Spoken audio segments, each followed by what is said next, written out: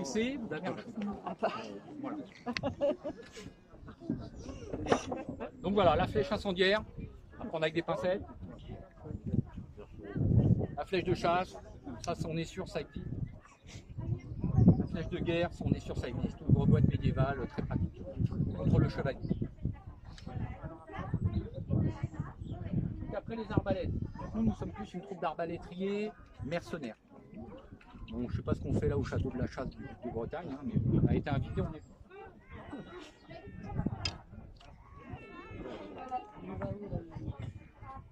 Première arbalète.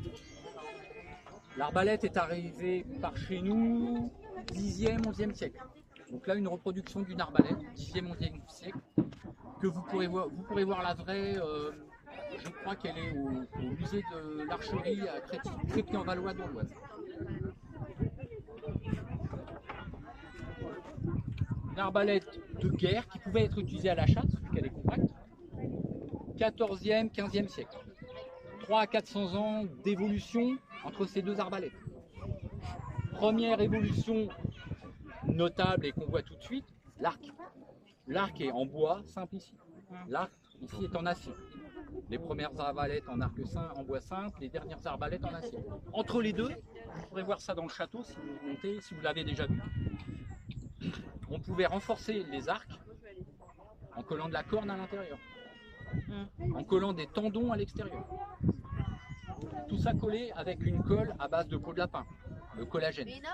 Malheureusement, le collagène, la colle à base de peau de lapin, c'est très sensible à l'humidité.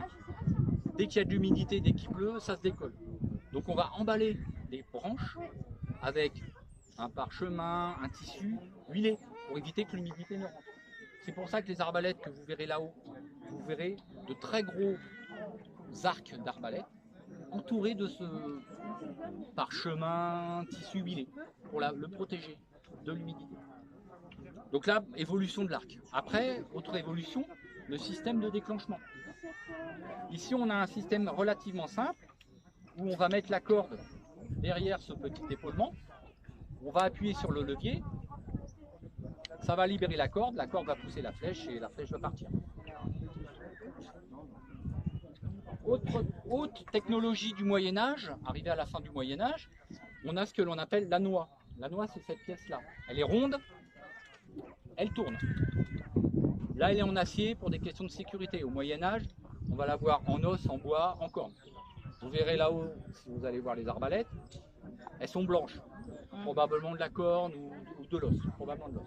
Là, on préfère qu'elles ne cassent pas.